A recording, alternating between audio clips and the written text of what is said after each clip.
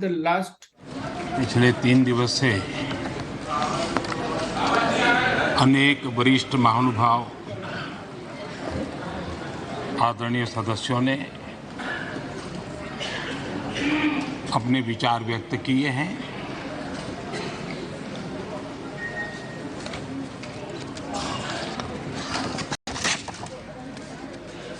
करीब सभी के विचार मुझ तक विस्तार से पहुंचे भी हैं। मैंने स्वयं भी कुछ भाषण सुने भी हैं। आदरणीय अध्यक्ष जी, देश की जनता ने हमारी सरकार के प्रति बार बार जो विश्वास जताया है, मैं आज देश के कोटि-कोटि नागरिकों का आभार व्यक्त करने के लिए उपस्थित हुआ हूं।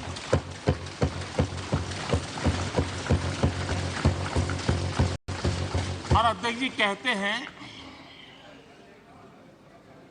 भगवान बहुत दयालु है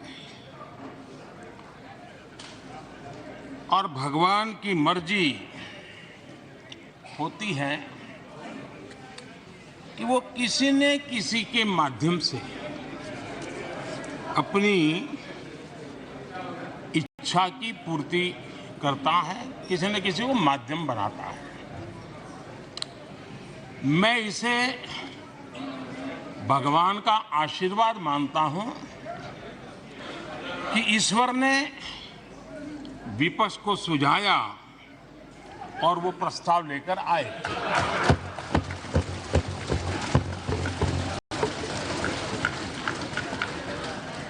2018 में भी ये ईश्वर का ही आदेश था, जब विपक्ष के मेरे साथी अविश्वास प्रस्ताव लेकर के आए थे। उस समय भी मैंने कहा था कि अविश्वास प्रस्ताव हमारी सरकार का फ्लोर टेस्ट नहीं है। मैंने उस दिन कहा था, बल्कि ये उन्हीं का फ्लोर टेस्ट है। ये मैंने उस दिन भी कहा और हुआ भी वही। जब मतदान हुआ तो विपक्ष के पास जितने वोट थे उतने वोट भी वो जमा नहीं कर पाए थे।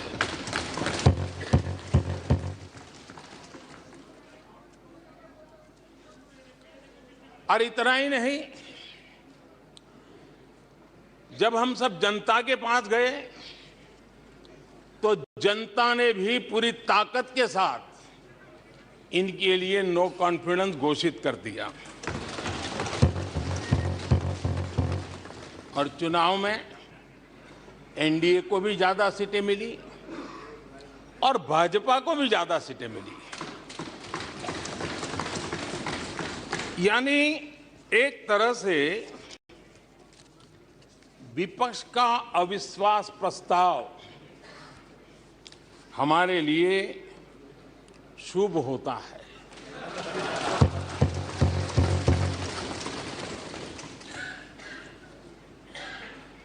और मैं आज देख रहा हूं कि आपने तय कर लिया है कि एनडीए और बीजेपी 2024 के चुनाव में पुराने सारे रिकॉर्ड तोड़ करके भव्य विजय के साथ जनता के आशीर्वाद से वापस आएंगे। आदरणीय अध्यक्ष जी, विपक्ष के प्रस्ताव पर यहां 3 दिनों से अलग अलग विषयों पर काफी चर्चा हुई है। अच्छा होता कि सत्र की शुरुआत के बाद से ही विपक्ष ने गंभीरता के साथ सदन की कार्यवाही में हिस्सा लिया होता। बीते दिनों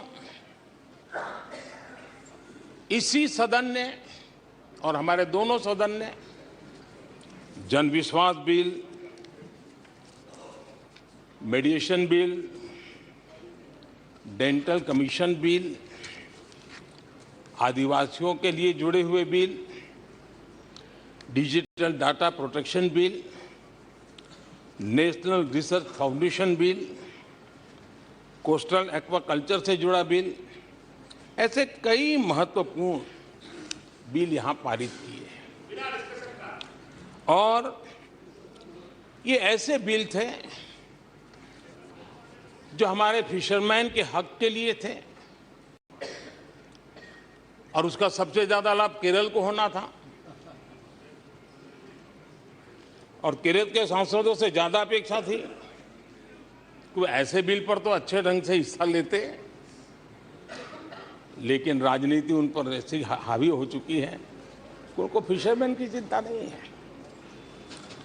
यहां नेशनल रिसर्च फाउंडेशन का बिल था, देश की युवा शक्ति के आशा आकांक्षाओं के लिए एक नई दिशा देने वाला बिल था। हिंदुस्तान को एक साइंस पावर के रूप में भारत कैसे उभरे, वैश्विक दीर्घदृष्टि के साथ सोचा गया था। उससे भी आपका इतराज। डिजिटल डाटा प्रोटेक्शन बिल, ये बिल अपने आप में देश के युवाओं के जज्बे में जिस बात आज प्रमुखता से है, उससे जुड़ा हुआ था। आने वाला समय टेक्नोलॉजी ड्रिवन है। आज डाटा को एक प्रकार से सेकंड ऑयल के रूप में, सेकंड गोल्ड के रूप में माना जाता है। उस पर कितनी गंभीर चर्चा की जरूरत थी, लेकिन राजनीति आपके लिए प्राथमिकता थी। कई ऐसे बिल थे जो गांव के लिए, गरीब के लिए, दलित के लिए, पिछड़ों के लिए, आदिवासी के लिए, उनके कल्याण की चर्चा करने के लिए थे, उनके भविष्य के साथ जुड़े हुए थे। लेकिन इसमें इन्हें कोई रुचि नहीं है। देश की जनता ने जिस काम के लिए उनको यहां भेजा है, उस जनता का भी विश्वासघात किया गया है।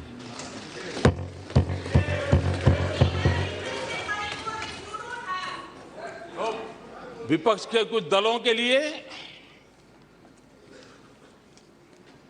उनके आचरण से, उनके व्यवहार से उन्होंने सिद्ध कर दिया है कि देश से ज्यादा उनके लिए दल है, देश से बड़ा दल है, देश से पहले प्राथमिकता दल है। मैं समझता हूं आपको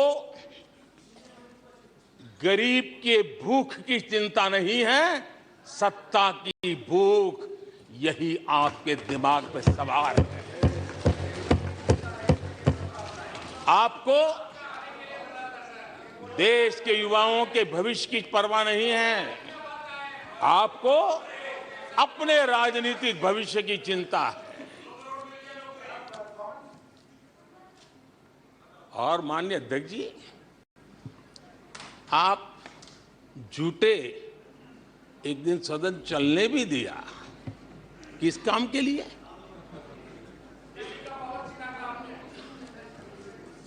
आप झूठे तो अविश्वास प्रस्ताव पर झूठे, और अपने कट्टर भ्रष्ट साथी उनकी शर्त पर मजबूर होकर के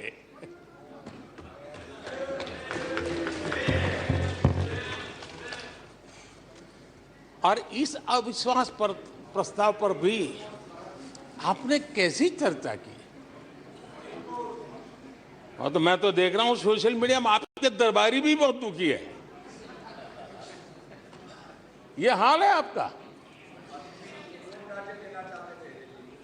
और अध्यक्ष जी देखिए, मजा इस डिबेट का कि फील्डिंग विपक्ष ने ऑर्गेनाइज की, लेकिन चौके छक्के यहीं से लगे।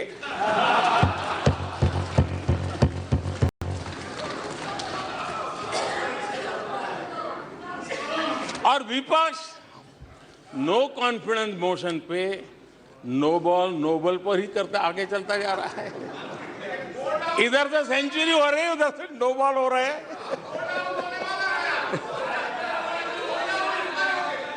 अध्यक्ष जी, मैं हमारे विपक्ष के साथियों से यही कहूंगा कि आप तैयारी करके क्यों नहीं आते जी?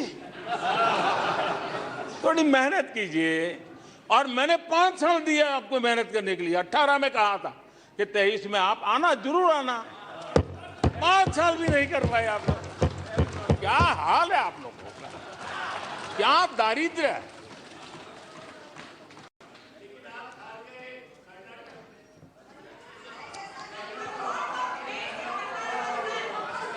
आदरणीय अध्यक्ष जी,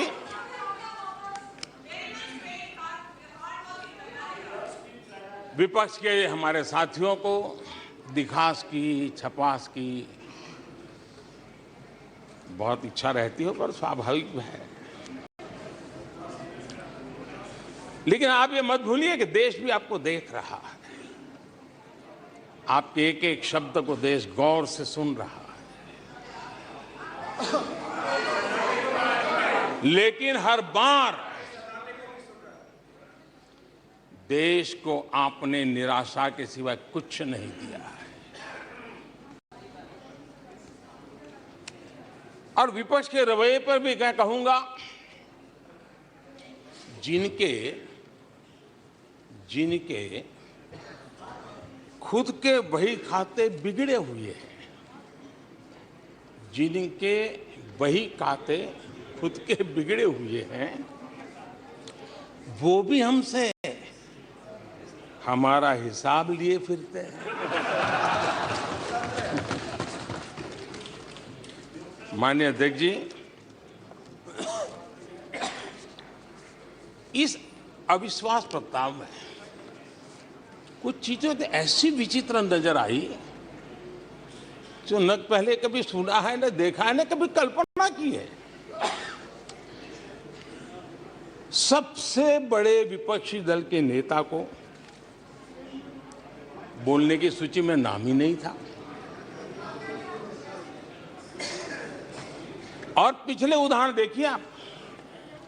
1999 में वाजपेयी सरकार के खिलाफ अविश्वास प्रस्ताव आया।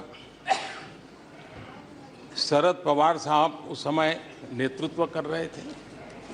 उन्होंने डिबेट का नेतृत्व किया। 2003 में अटल जी की सरकार थी। सोनिया जी विपक्ष की नेता थी। उन्होंने लीड ली। उन्होंने विस्तार से अविश्वास प्रस्ताव रखा। 2018 में खड़गे जी थे विपक्ष के नेता। उन्होंने प्रोमिनेंटली विषय को आगे बढ़ाया। लेकिन इस बार अधीर बाबू को क्या हाल हो गया। उनकी पार्टी ने उन्हें बोलने का मौका नहीं दिया। ये तो कल अमित भाई ने बहुत जिम्मेवारी के साथ कहा कि भाई अच्छा नहीं लग रहा है, और आपकी उदारता थी कि उनका समय समाप्त हो गया था तो भी आपने उनको आज मौका दिया। लेकिन गुड़ का गोबर कैसे करना, उसमें ये माहिर है।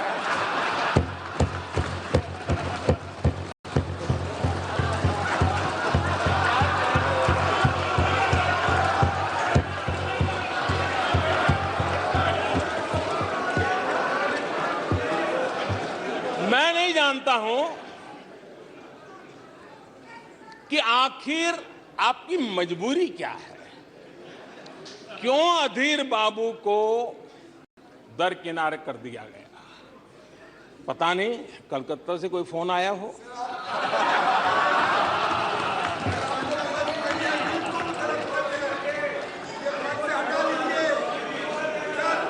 और कांग्रेस बार बार उनका अपमान करती है।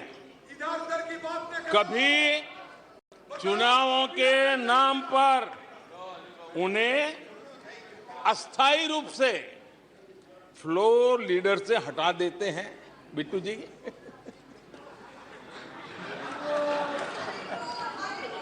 हम अधीर बाबू के प्रति अपनी पूरी संवेदना व्यक्त करते हैं।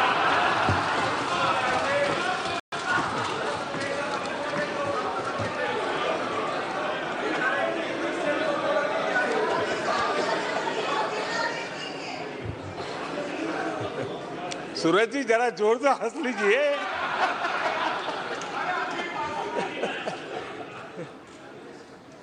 आदरणीय अध्यक्ष जी, किसी भी देश के जीवन में, इतिहास में एक समय ऐसा आता है जब वो पुरानी बंदिशों को तोड़ करके एक नई ऊर्जा के साथ, नए उमंग के साथ, नए सपनों के साथ, नए संकल्प के साथ आगे बढ़ने के लिए कदम उठा लेता है। 21वीं सदी का ये कालखंड, और मैं बड़ी गंभीरता से इस पवित्र लोकतंत्र के मंदिर में बोल रहा हूं और लंबे अनुभव के बाद बोल रहा हूं कि ये कालखंड, सदी का ये वो कालखंड है जो भारत के लिए हर सपने सिद्ध करने का अवसर हमारे चरण में। और हम सब ऐसे टाइम पीरियड में हैं, चाहे हम हैं, चाहे आप हैं, देश के कोटि कोटि जन है, ये टाइम पीरियड बहुत अहम है, बड़ा महत्वपूर्ण है बदलते हुए विश्व में। और मैं इन शब्दों को भी बड़े विश्वास से कहना चाहता हूं कि ये कालखंड जो घड़ेगा उसका प्रभाव इस देश पर आने वाले 1000 साल तक रहने वाला है।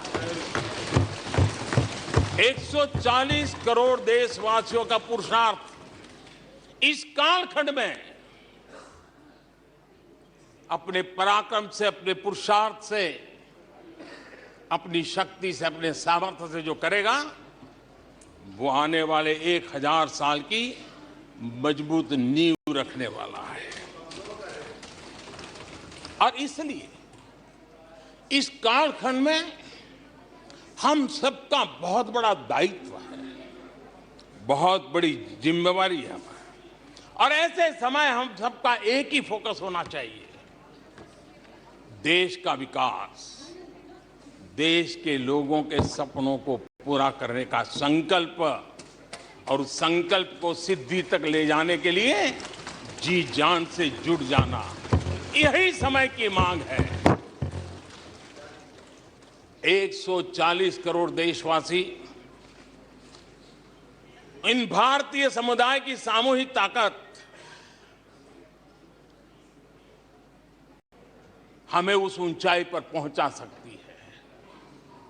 हमारे देश की युवा पीढ़ी का सामर्थ्य, आज विश्व ने उनका लोहा माना हुआ है, हम उन पे भरोसा करें। ये हमारी युवा पीढ़ी भी जो सपने देख रही हैं, वो सपनों को संकल्प के साथ सिद्धि तक पहुंचाने का सामर्थ्य रखती हैं। और इसलिए माननीय अध्यक्ष जी, 2014 में 30 साल के बाद देश की जनता ने पूर्ण बहुमत की सरकार बनाई और 2019 में भी उस ट्रैक रिकॉर्ड को देख करके उनके सपनों को संजोने का सामर्थ्य कहां है, उनके संकल्पों को सिद्ध करने की ताकत कहां पड़ी है, वो देश भली भांति पहचान गया।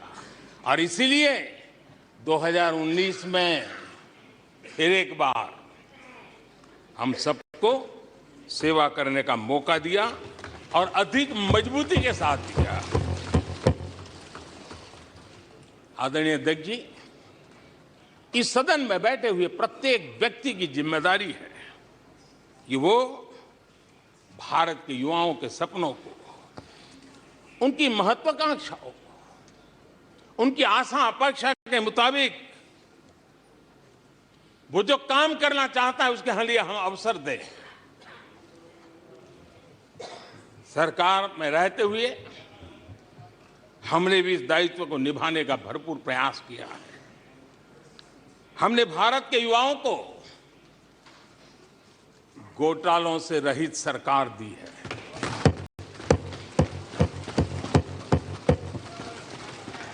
हमने भारत के युवाओं को, आज के हमारे प्रोफेशनल्स को खुले आसमान में उड़ने के लिए हौसला दिया है, अवसर दिया है। हमने दुनिया में भारत की बिगड़ी हुई साख उसको भी संभाला है और उसे फिर एक बार नई ऊंचाइयों पर ले गए हैं। अभी भी कुछ लोग कोशिश कर रहे हैं कि दुनिया में हमारी साख को दाग लग जाए, लेकिन दुनिया अब देश को जान चुकी है। दुनिया के भविष्य में भारत किस प्रकार से योगदान दे सकता है, ये विश्व का विश्वास बढ़ता चला जा रहा है। और इस दौरान हमारे विपक्ष के साथियों ने क्या किया? जब इतनी सानुकूल वातावरण, चारों तरफ संभावनाएं ही संभावनाएं, इन्होंने अविश्वास के प्रस्ताव की आड़ में जनता के आत्मविश्वास को तोड़ने की विफल कोशिश की है। आज भारत के युवा रिकॉर्ड संख्या में नए स्टार्टअप लेकर के दुनिया को चकित कर रहे हैं। आज भारत में रिकॉर्ड विदेशी निवेश आ रहा है। आज भारत का एक्सपोर्ट नई बुलंदी को छू रहा है। आज भारत की कोई भी अच्छी बात ये सुन नहीं सकते। यही उनकी अवस्था है। आज गरीब के दिल में अपने सपने पूरा करने का भरोसा पैदा हुआ है। आज देश में गरीबी तेजी से घट रही है।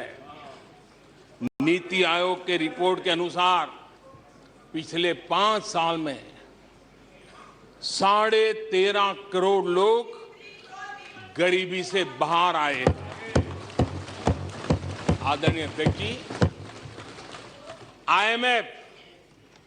आईएमएफ अपने एक वर्किंग पेपर में लिखता है कि भारत ने अति गरीबी को करीब करीब खत्म कर दिया है।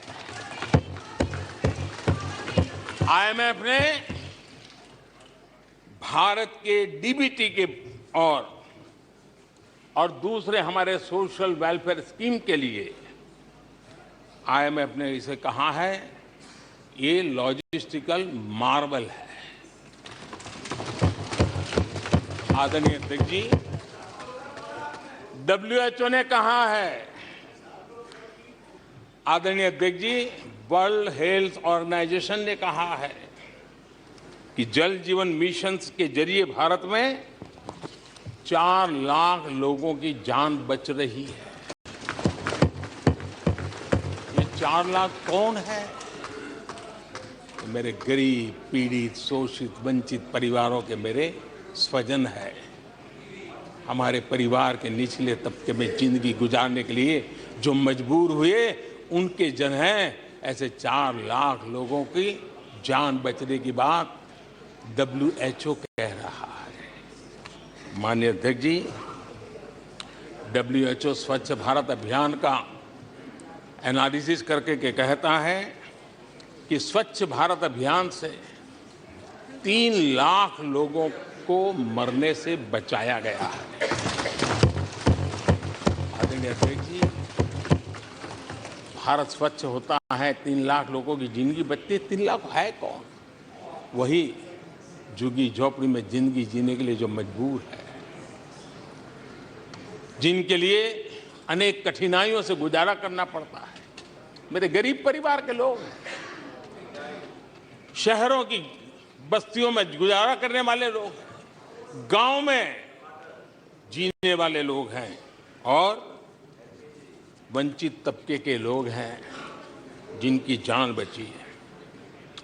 यूनिसेफ ने क्या कहा है? यूनिसेफ ने कहा है कि स्वच्छ भारत अभियान के कारण हर साल गरीबों के 50,000 रुपये बच रहे हैं। ये लेकिन भारत की इन उपलब्धियों से कांग्रेस समेत विपक्ष के कुछ लोग दलों को अविश्वास है। जो सच्चाई दुनिया दूर से देख रही है, ये लोग यहां रहते हैं दिखती नहीं है।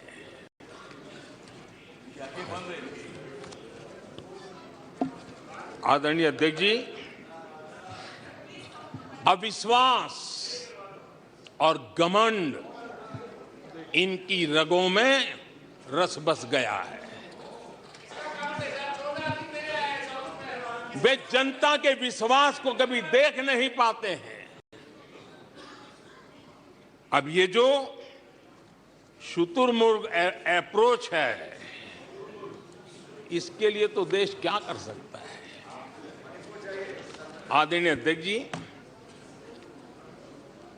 जो पुरानी सोच वाले लोग रहते हैं, मैं उस सोच से सहमत नहीं हूं, लेकिन वो कहते हैं कि देखो भाई, जब कुछ शुभ होता है, कुछ मंगल होता है, घर में भी कोई अच्छा होता है, बच्चे भी कोई अच्छे कपड़े पहनता है, जरा साफ सुथरा होता है, तो काला टीका लगा देते हैं। आज देश का जो मंगल हो रहा है चारों तरफ, देश की जो चारों तरफ वाहवाही हो रही है, देश का जो जय जयकार हो रहा है, तो मैं आपका धन्यवाद करता हूं कि काले टीके के रूप में काले कपड़े में निकल के सदन में आकर के आपने इस मंगल को भी सुरक्षित करने का काम किया है। इसके लिए भी मैं आपका धन्यवाद करता हूं।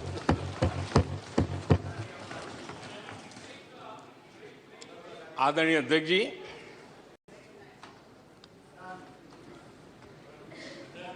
पिछले 3 दिन से भी हमारे विपक्ष के साथियों ने जी भर करके डिक्शनरी खोल करके जितने अपशब्द मिलते हैं ले आए, जितने अपशब्दों का उपयोग कर सकते हैं भरपूर, पता नहीं कहां से ले आते हैं। लेकिन अच्छा है, थोड़ा मन का गुबार उनका निकल गया होगा, थोड़ा मन हल्का हुआ होगा, इतने अपशब्द बोल लिए हैं तो। और वैसे तो लोग मुझे दिन रात कोसते रहते हैं, उनकी ये फितरत है। और उनके लिए तो सबसे प्रिय नारा क्या है? मोदी तेरी कब्र खुदेगी। मोदी तेरी कब्र खुदेगी। मोदी तेरी कब्र खुदेगी, ये इनकी पसंदीदा नारा है। लेकिन मेरे लिए इनकी ये गालियां, ये अपशब्द, ये अलोकतांत्रिक भाषा, मैं उसका भी टॉनिक बना देता हूं।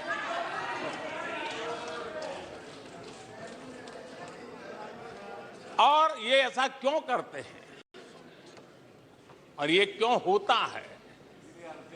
आज मैं सदन में कुछ सीक्रेट बताना चाहता हूं।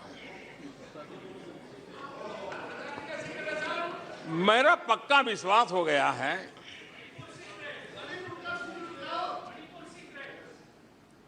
कि विपक्ष के लोगों को एक सीक्रेट वरदान मिला हुआ है। हाँ,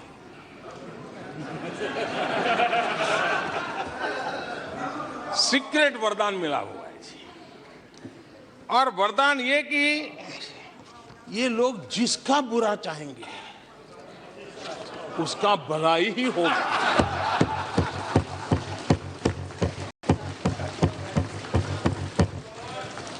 एक उदाहरण तो आप देखिए, मौजूद है। 20 साल हो गए, क्या कुछ नहीं हुआ, क्या कुछ नहीं किया गया, लेकिन भलाई होता गया। तो आपको बड़ा सीक्रेट वरदान है जी, और मैं 3 उदाहरण से ये सीक्रेट वरदान को सिद्ध कर सकता हूं जी। आपको ध्यान होगा कि इन लोगों ने कहा था बैंकिंग सेक्टर के लिए, बैंकिंग सेक्टर डूब जाएगा, बैंकिंग सेक्टर तबाह हो जाएगा, देश खत्म हो जाएगा, देश बर्बाद हो जाएगा, न जाने क्या क्या कहा था। और बड़े बड़े विद्वानों को विदेशों से ले आते थे, उनसे कहलवाते थे, ताकि उनकी बात कोई न माने तो शायद उनकी मान ले। हमारे बैंकों की सेहत को लेकर के भांति भांति की निराशा, अफवाह फैलाने का काम इन्होंने पुरजोश किया। और जब इन्होंने बुरा चाहा बैंकों का, तो हुआ क्या? हमारी public sector banks net profit 2 गुने से ज्यादा हो गया। इन लोगों ने फोन बैंकिंग घोटाले की बात, इसके कारण देश को एनपीए के गंभीर संकट में डुबो दिया था। बीते दिनों की बात हो रही है, लेकिन आज जो उन्होंने एनपीए का अंबर लगा के गए थे, उसको भी पार कर करके हम एक नई ताकत के साथ निकल चुके हैं। और आज सुबह निर्मला जी ने विस्तार से बताया है कि कितना प्रॉफिट हुआ है। दूसरा उदाहरण, हमारे डिफेंस के हेलीकॉप्टर बनाने वाली सरकारी कंपनी एचएएल, ये एचएएल को लेकर के कितनी भली बुरी बातें इन्होंने करी थी। क्या कुछ नहीं कहा गया था एचएएल के लिए, और इसका दुनिया पे बहुत नुकसान करने वाली भाषा का प्रयोग किया गया था। और एचएएल तबाह हो गया है, एचएएल खत्म हो गया है, भारत की डिफेंस इंडस्ट्री खत्म हो चुकी है। ऐसा न जाने क्या क्या कहा गया था एचएएल के लिए। इतना ही नहीं, जैसे आजकल खेतों में जाकर के वीडियो शूट होता है, मालूम है ना? हाँ? खेतों में जाकर के वीडियो शूट होता है, हाँ। वैसा ही उस समय एचएएल फैक्ट्री के दरवाजे पर मजदूरों की सभा करके वीडियो शूट करवाया गया था, और वहां के कामगारों को भड़काया गया था। अब तुम्हारा कोई भविष्य नहीं है, तुम्हारे बच्चे मरेंगे, भूखे मरेंगे, एचएएल डूब रहा है। देश की इतनी महत्वपूर्ण इंस्टीट्यूट को इतना बुरा चाहा, इतना बुरा चाहा, इतना बुरा कहा कि वो सीक्रेट आज एचएएल सफलता की नई बुलंदियों को छू रहा है। एचएएल ने अपना highest ever highest revenue register किया है। इनके जी भर करके गंभीर आरोप के बावजूद भी वहां के कामदारों को, वहां के कर्मचारियों को उकसाने की भरपूर कोशिश के बावजूद भी आज एचएएल देश की आन बान शान बन के उठ रहा है। आदरणीय अध्यक्ष जी, जिसका बुरा चाहते हैं वो कैसे आगे बढ़ता है, मैं तीसरा उदाहरण देता हूं। आप जानते हैं एलआईसी के लिए क्या क्या कहा गया था? LIC बर्बाद हो गई, गरीबों के पैसे डूब रहे हैं, गरीब कहां जाएगा, बेचारे ने बड़ी मेहनत से LIC में पैसा डाला है। क्या कहें, जितनी उनकी कल्पना शक्ति थी, जितने उनके दरबारियों ने कागज पकड़ा दिए थे, सारे बोल लेते थे वो, सारे बोल लेते थे। लेकिन आज LIC लगातार मजबूत हो रही है।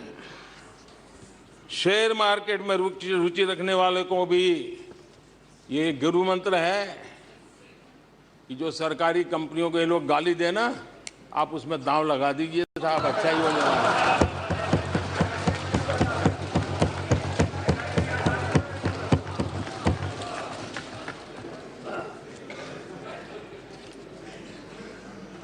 आदरणीय अध्यक्ष जी, ये लोग देश की जिन संस्थाओं की मृत्यु की घोषणा करते हैं, उन संस्थाओं का भाग्य चमक जाता है।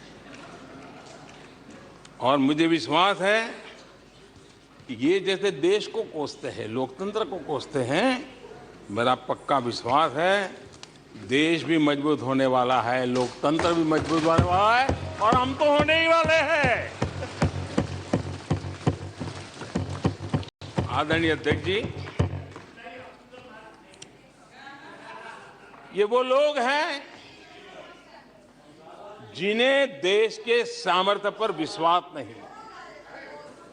इन लोगों को देश के परिश्रम पर विश्वास नहीं है, देश के पराक्रम पर विश्वास नहीं है। कुछ दिन पहले मैंने कहा था कि हमारी सरकार के अगले टर्म में, तीसरे टर्म में, भारत दुनिया की तीसरी टॉप अर्थव्यवस्था बनेगा।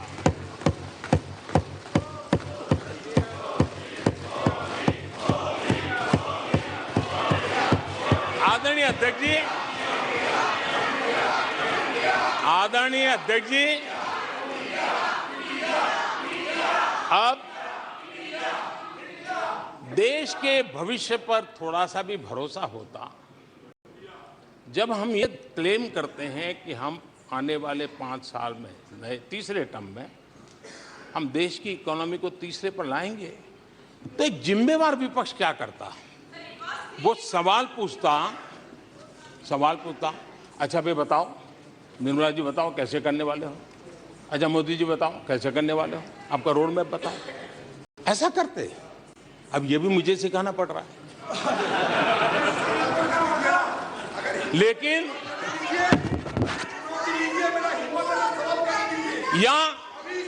या वो कुछ सुझाव दे सकते थे, ये कुछ सुझाव दे सकते थे,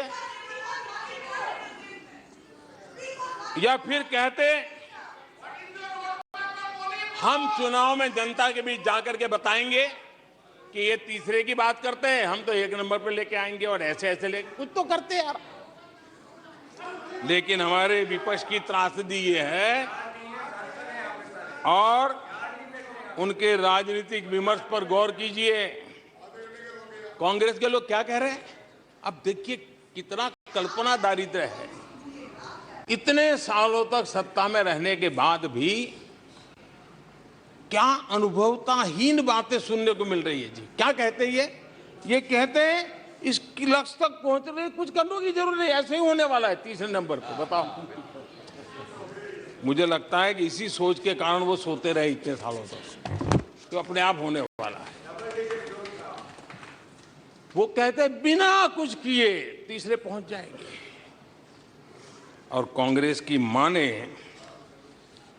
अगर सब कुछ अपने आप ही हो जाने वाला है, इसका मतलब है कांग्रेस के पास न नीति है, न नियत है, न विजन है, न वैश्विक अर्थव्यवस्था की समझ है, और न ही भारत के अर्थ जगत के ताकत का पता है। और इसलिए सोए सोए सब हो जाएगा, यही एक। आदरणीय अध्यक्ष जी, ये वजह है कि कांग्रेस के शासन में भारत गरीबी और गरीबी को बढ़ाता गया। 1991 में देश कंगाल होने की स्थिति में था। कांग्रेस के शासनकाल में अर्थव्यवस्था दुनिया के क्रम में 10, 11, 12 इसके बीच में झोले खाती थी, झूलती रही थी। लेकिन 2014 के बाद भारत ने टॉप 5 में अपनी जगह बना ली।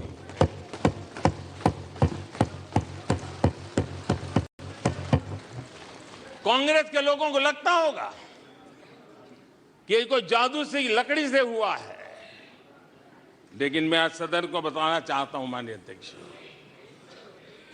रिफॉर्म, परफॉर्म एंड ट्रांसफॉर्म एक निश्चित आयोजन, प्लानिंग और कठोर परिश्रम की पराकाष्ठा, और इसी की वजह से आज देश इस मुकाम पर पहुंचा है। और ये प्लानिंग और परिश्रम की निरंतरता बनी रहेगी। आवश्यकता अनुसार उसमें नए रिफॉर्म होंगे और परफॉर्मेंस के लिए पूरी तरह ताकत को लगाया जाएगा, और परिणाम ये होगी कि हम तीसरे नंबर पर पहुंच के रहेंगे। आदरणीय अध्यक्ष जी, देश का विश्वास मैं शब्दों में भी प्रकट करना चाहता हूं, और देश का विश्वास है कि 2028 में आप जब अविश्वास प्रस्ताव लेके आएंगे, तब ये देश पहले 3 में होगा। ये देश का विश्वास है।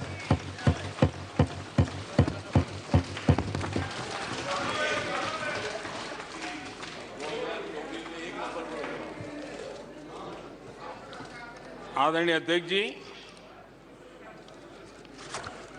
हमारे विपक्ष के मित्रों के फितरत में ही अविश्वास भरा पड़ा है। हमने लाल किले से स्वच्छ भारत अभियान का आह्वान किया, लेकिन उन्होंने हमेशा अविश्वास जताया। कैसे हो सकता है? गांधी जी भी आके गए, करके कह के गए, क्या हुआ? अब स्वच्छता कैसे हो सकती है? अविश्वास से भरी हुई इनकी सोच है। हमने मां बेटी को खुले में शौच से मुक्त करने के लिए, उस मजबूरी से मुक्त होने के लिए शौचालय जैसी जरूरत पर जोर दिया। और तब ये कहना, क्या लाल किले से ऐसे विषय बोले जाते हैं क्या? क्या ये देश की प्राथमिकता होती है क्या? हमने जब जन धन खाते खोलने की बात की, तब भी यही बात निराशा की। क्या होता है जन धन खाता? उनके हाथ में पैसे कहां है? उनका जेब में क्या पड़ा है? क्या लेके आएंगे? क्या करेंगे? हमने योग की बात की, हमने आयुर्वेद की बात की, हमने उसको बढ़ावा देने की बात की, तो उसका भी मखौल उड़ाया गया। हमने स्टार्टअप इंडिया की चर्चा की, तो उन्होंने उसके लिए भी निराशा फैलाई। स्टार्टअप तो कुछ हो ही नहीं सकता है। हमने डिजिटल इंडिया की बात कही, तो बड़े बड़े विद्वान लोगों ने क्या भाषण किए। हिंदुस्तान के लोग तो अनपढ़ है, हिंदुस्तान के मोबाइल चलाना भी नहीं आता है, हिंदुस्तान के लोग कहां से डिजिटल करेंगे। आज डिजिटल इंडिया देश आगे है। हमने मेक इन इंडिया की बात कही, जहां गए वहां मेक इन इंडिया का मजाक उड़ाया, जहां गए वहां मेक इन इंडिया का मजाक उड़ाया। आदरणीय अध्यक्ष जी,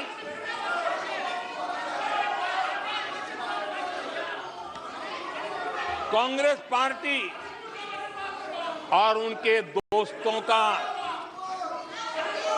इतिहास रहा है कि उन्हें भारत पर, भारत के सामर्थ्य पर कभी भी भरोसा नहीं रहा है। भाषण पूरा नहीं हुआ, आदरणीय अध्यक्ष जी, हाँ। और ये विश्वास किस पर करते थे? मैं जरा आज सदन को याद दिलाना चाहता हूं।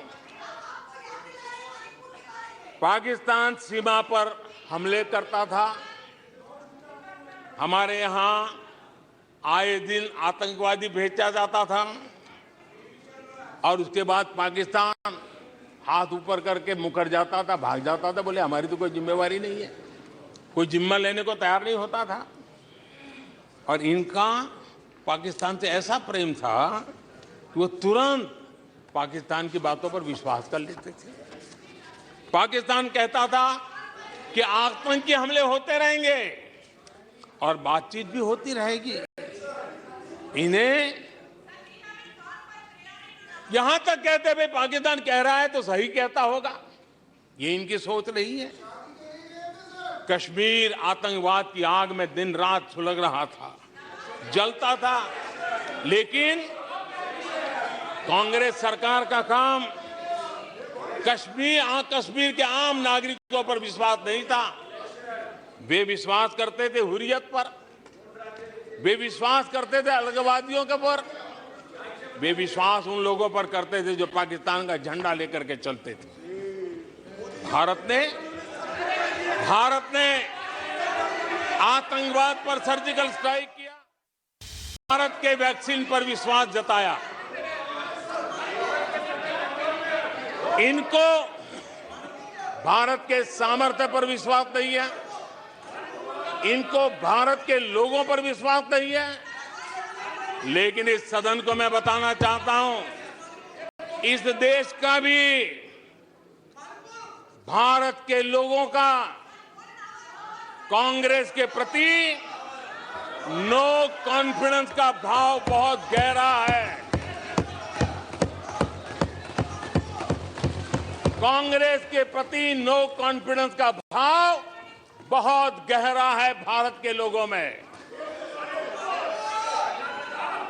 कांग्रेस अपने घमंड से इतनी चूर हो गई है, इतनी भर गई है कि उसको जमीन दिखाई तक देती नहीं है। आदरणीय अध्यक्ष जी,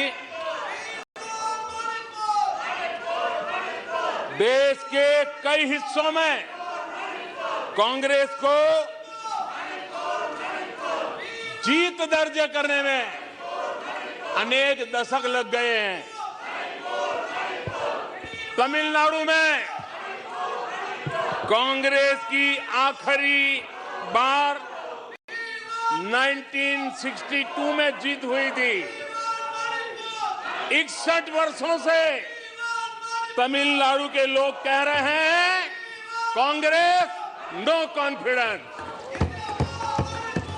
तमिलनाडु के लोग कह रहे हैं कांग्रेस। पश्चिम बंगाल में उन्हें आखिरी बार जीत 1972 में मिली थी।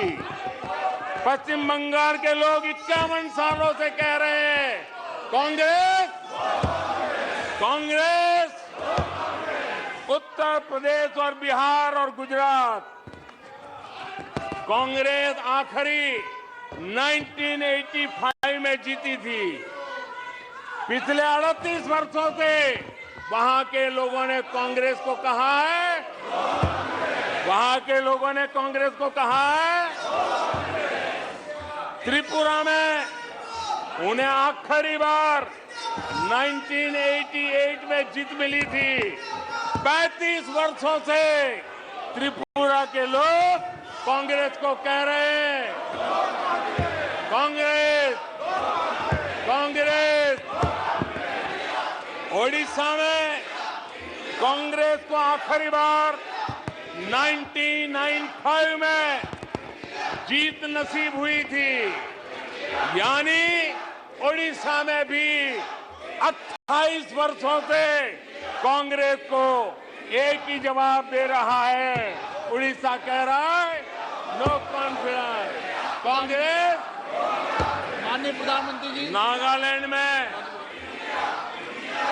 प्लीज सभा की अनुमति हो तो सभा की कार्रवाई इस विषय की समाप्ति तक बढ़ाई जाती है। माननीय सदस्यगण, मैंने पहले भी आग्रह किया था कि नारेबाजी नहीं करेंगे और आप सबने सहमति दी थी। नारेबाजी नहीं करेंगे, न इधर से करेंगे न उधर से करेंगे, नहीं करेंगे दोनों तरफ से नारेबाजी। नो, इधर से भी नहीं करेंगे उधर से भी नारेबाजी। प्लीज, आपने खुद ने व्यवस्था दी थी, नारेबाजी नहीं करेंगे सदन में, नहीं करने किधर से भी नहीं करेंगे। माननीय प्रधानमंत्री जी,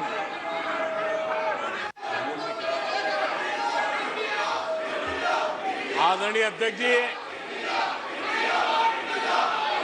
नागालैंड में कांग्रेस की आखिरी जीत 1988 में हुई थी।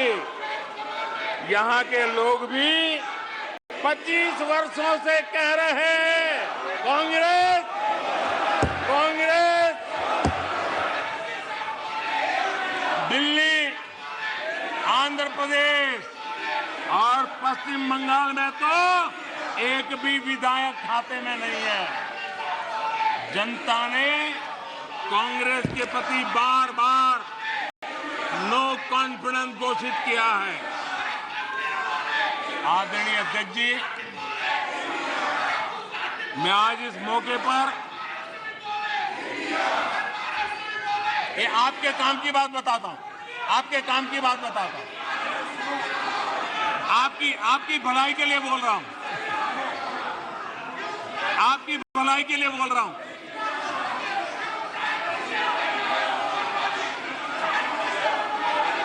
आप थक जाएंगे, आप लोग थक जाएंगे। मैं आपकी भलाई की बात बताता हूं। मैं आज इस मौके पर हमारे विपक्ष के साथियों के प्रति अपनी संवेदना भी व्यक्त करना चाहता हूं। कुछ ही दिन पहले बेंगलुरु में आपने मिलजुल कर करीब करीब 1.5-2 दशक पुराने यूपीए का क्रियाकर्म किया है,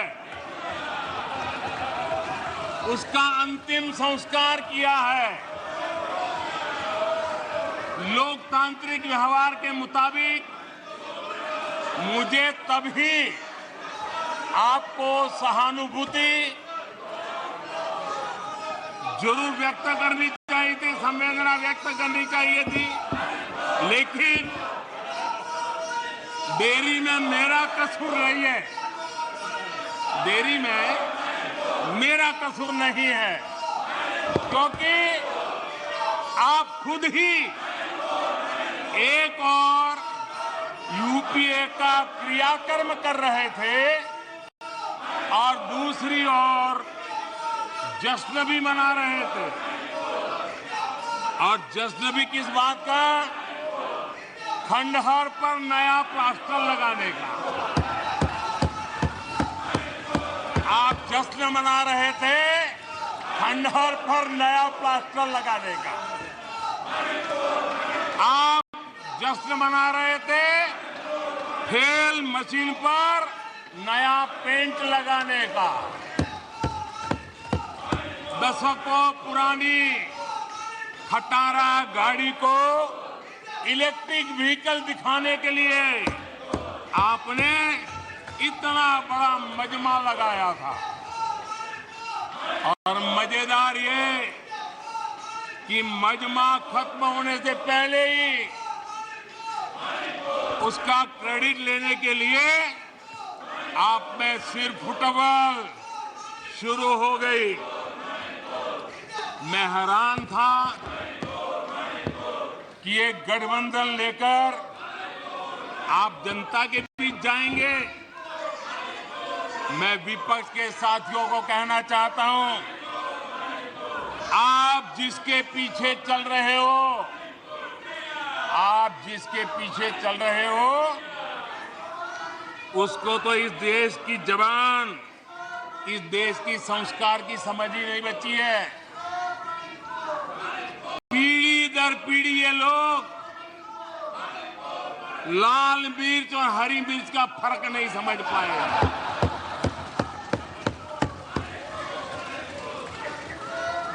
लेकिन आप में से कई साथियों को मैं जानता हूं। आप सबको भारतीय मानस को जानने वाले लोग, आप लोग भारत के मिजाज को पहचानने वाले लोग हैं। वेश बदलकर धोखा देने की कोशिश करने वालों की हकीकत सामने आ ही जाती है।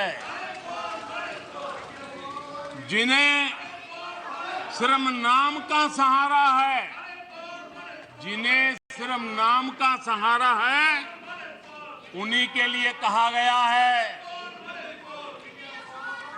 दूर युद्ध से भागते, दूर युद्ध से भागते, नाम रखा रणधीर। दूर युद्ध से भागते, नाम रखा रणधीर। भाग्य चंद की आज तक, भाग्य चंद की आज तक सोई है तकदीर। भाग्य चंद की आज तक सोई है तकदीर। आदरणीय अध्यक्ष जी, इनकी मुसीबत ऐसी है कि खुद को जिंदा रखने के लिए, खुद को जिंदा रखने के लिए इनको एनडीए का ही सहारा लेना पड़ा है। खुद को जिंदा रखने के लिए इन्हें एनडीए का ही सहारा लेना पड़ा है।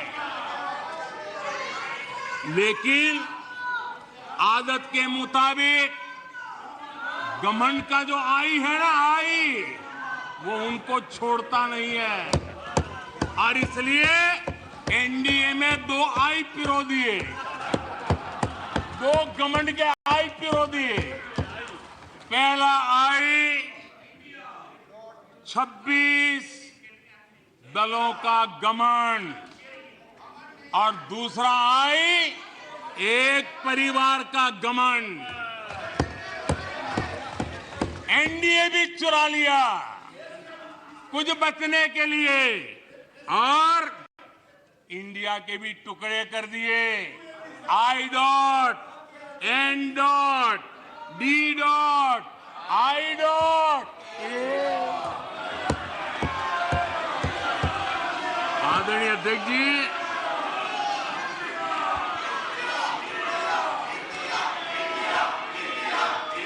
जरा हमारे डीएमके के भाई सुन ले, जरा कांग्रेस के लोग भी सुन ले।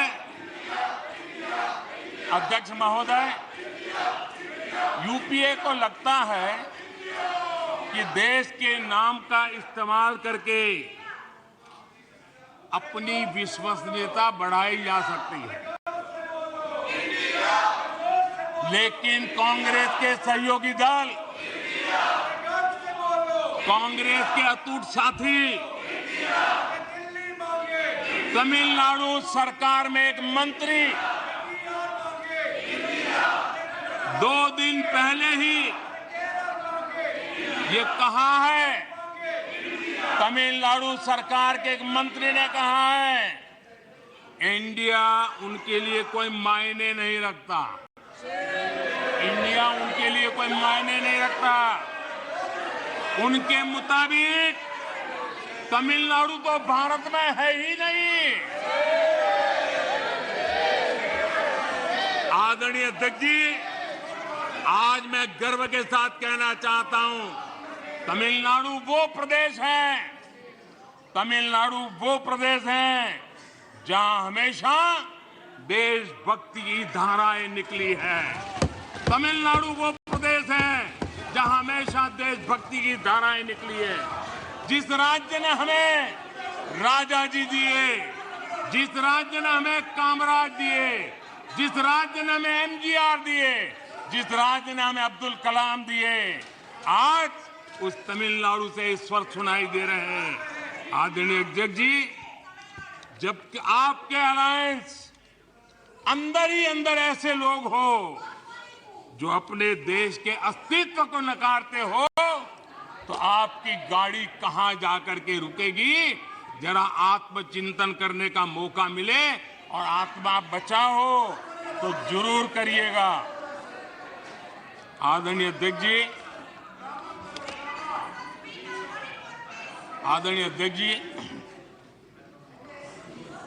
नाम को लेकर उनका ये चश्मा आज का नहीं है। नाम को लेकर ये जो मोह है ना, वो उनका आज का नहीं है। ये दशकों पुराना चश्मा है। इन्हें लगता है कि नाम बदलकर देश पर राज कर लेंगे। गरीब को चारों तरफ उनका नाम तो नजर आता है, लेकिन उनका काम कहीं नजर नहीं आता। अस्पतालों में नाम उनके हैं, इलाज नहीं है। शैक्षणिक संस्थाएं नाम लटक रहे हैं। सड़कों हो, पार्क हो, उनका नाम। गरीब कल्याण की योजनाओं पर उनका नाम, खेल पुरस्कारों पर उनका नाम, एयरपोर्ट पर उनका नाम, म्यूजियम पर उनका नाम। अपने नाम से योजनाएं चलाई और फिर उन योजनाओं में हजारों करोड़ के भ्रष्टाचार किए।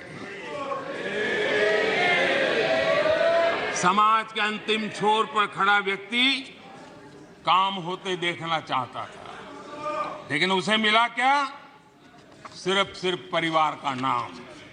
अध्यक्ष महोदय, कांग्रेस की पहचान से जुड़ी कोई चीज उनकी अपनी नहीं है। कोई चीज उनकी अपनी नहीं है। चुनाव चिन्ह से लेकर विचारों तक सब कुछ कांग्रेस अपना होने का दावा करती है, वो किसी और से लिया हुआ है। आदरणीय अध्यक्ष जी, प्लीज माननीय सदस्य, प्लीज सीट पे जाइए। सीट पे।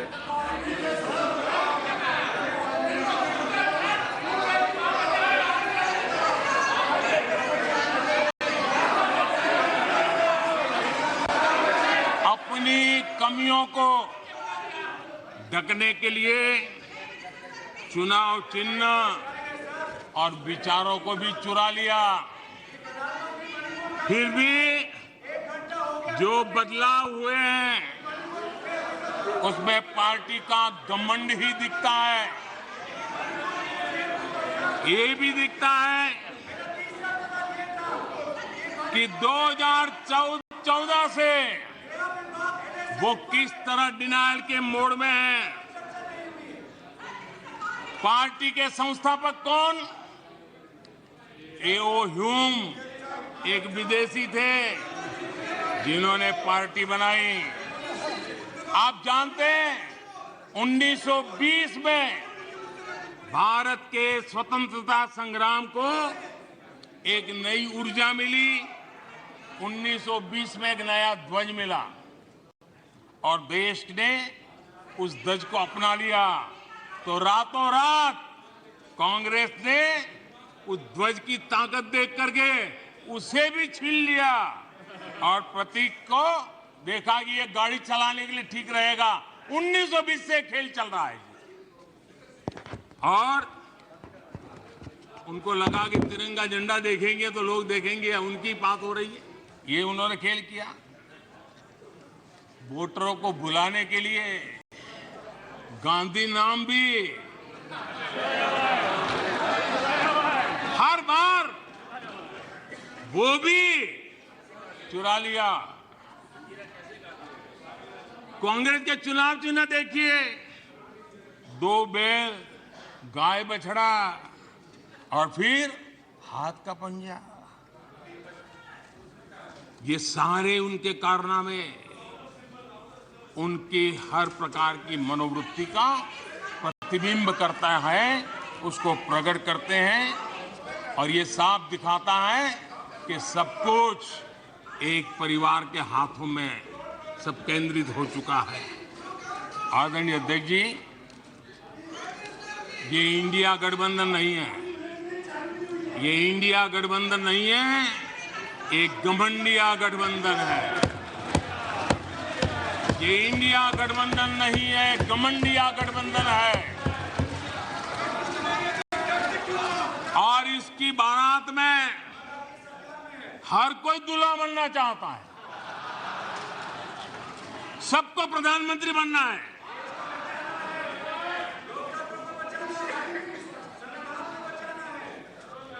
आदरणीय अध्यक्ष जी, इस गठबंधन ने यह भी नहीं सोचा है कि किस राज्य में आपके साथ, आप किसके साथ कहां पहुंचे हैं।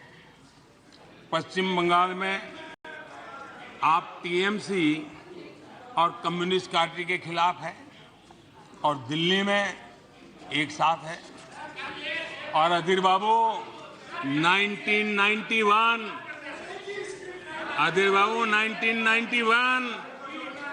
पश्चिम बंगाल विधानसभा का चुनाव इन्हीं कम्युनिस्ट पार्टी ने अधीर बाबू साथ क्या व्यवहार किया था वो आज भी इतिहास में दर्ज है। खैर 1991 की बात तो पुरानी है। पिछले साल केरला के वायनाड में जिन लोगों ने कांग्रेस के कार्यालय में तोड़फोड़ की, ये लोग उनके साथ दोस्ती करके बैठे हैं। बाहर से तो अपना लेबल बदल सकते हैं, लेकिन पुराने पापों का क्या होगा, यह पाप आपको लेके डूबेंगे। आप जनता जनार्दन से ये पाप कैसे छिपा पाओगे? आप नहीं छिपा सकते हो। और इनको आज जो हालत, इसलिए मैं कहना चाहता हूं, अभी हालात ऐसे हैं, इसलिए हाथों में हाथ। अभी हालात ऐसे हैं, इसलिए हाथों में हाथ। जहां हालात तो बदले, फिर छुरियां भी निकलेगी।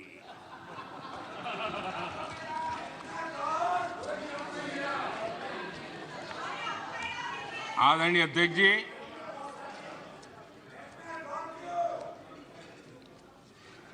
ये घमंडिया गठबंधन देश में परिवारवाद की राजनीति का सबसे बड़ा प्रतिबिंब है। देश के स्वाधीनता सेनानियों ने, हमारे संविधान निर्माताओं ने हमेशा परिवारवादी राजनीति का विरोध किया था। महात्मा गांधी, सरदार वल्लभ भाई पटेल, बाबा साहब आम्बेडकर, डॉक्टर राजेंद्र प्रसाद, मौलाना आजाद, गोपीनाथ बोरदोली, लोकनायक जयप्रकाश, डॉक्टर लोहिया, आप जितने भी नाम देखेंगे, सबने परिवारवाद की खुलकर आलोचना की है, क्योंकि परिवारवाद का नुकसान देश के सामान्य नागरिक को उठाना पड़ता है। परिवारवाद सामान्य नागरिक के, उसके हकों, उसके अधिकारों से वंचित है। इसलिए इन विभूतियों ने हमेशा इस देश पर बात जोर दिया था कि देश को परिवार, नाम और पैसे पर आधारित व्यवस्था से हटना ही होगा। लेकिन कांग्रेस को हमेशा ये बात पसंद नहीं आई। आदरणीय अध्यक्ष जी, हमने हमेशा परिवारवाद का विरोध करने वालों का हमने बराबर देखा है कि उसके प्रति उनकी कैसी नफरत की बात है। कांग्रेस को परिवारवाद पसंद है, कांग्रेस को दरबारवाद पसंद है, जहां बड़े लोग, उनकी बेटे बेटियां भी बड़े पदों पर काबिज हो। जो परिवार से बाहर है, उनके लिए भी यही है कि जब तक आप इस महफिल में दरबारी नहीं बनोगे तो आपका भी कोई भविष्य नहीं है। यही उनकी कार्यशैली रही। इस दरबार सिस्टम ने कई विकेट लिए, कितनों का हक मारा है इन लोगों ने। बाबा साहब आंबेडकर, कांग्रेस ने जी जान लगाकर 2 बार उनको हरवाया। कांग्रेस के लोग बाबा साहब आंबेडकर के कपड़ों का मजाक उड़ाते थे। ये वो लोग हैं। बाबू जगजीवन राम, उन्होंने इमरजेंसी पर सवाल उठाए तो बाबू को भी उन्होंने नहीं छोड़ा, उनको प्रताड़ित किया। मोरारजी भाई देसाई, चरण सिंह, चंद्रशेखर जी, आप कितने ही नाम लीजिए, दरबारवाद के कारण देश के महान लोगों के अधिकारों को इन्होंने हमेशा हमेशा के लिए तबाह कर दिया।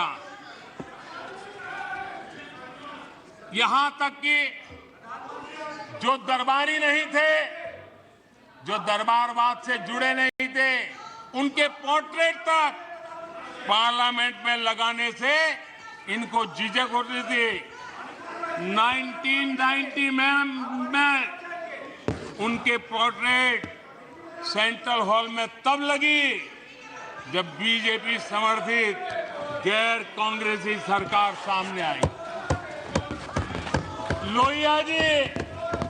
लोहिया जी की पोर्ट्रेट भी संसद में तब लगी जब 1991 में गैर कांग्रेस सरकार बनी।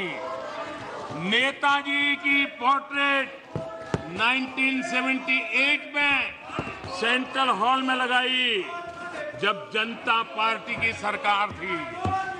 लाल बहादुर शास्त्री और चरण सिंह, उनका पोर्ट्रेट भी 1993 में गैर परिवार की सरकार में लगा।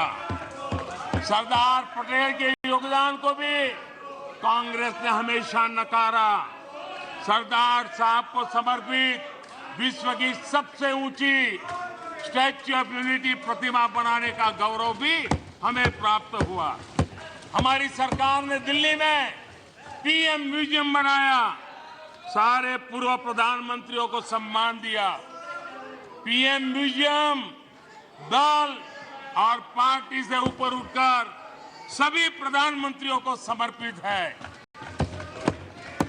उनको ये भी नहीं पता है क्योंकि उनके परिवार के बाहर का कोई भी प्रधानमंत्री बना हो, वो उनको मंजूर नहीं है, वो उनको स्वीकार नहीं है।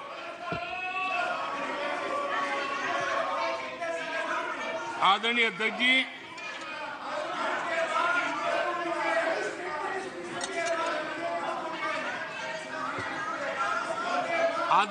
जी, बहुत बार कुछ बुरा बोलने के इरादे से भी जब कोशिश होती है तो कुछ न कुछ सच भी निकल जाता है। और सच में ऐसे अनुभव हम सबको है, कभी कभी सच निकल जाता है।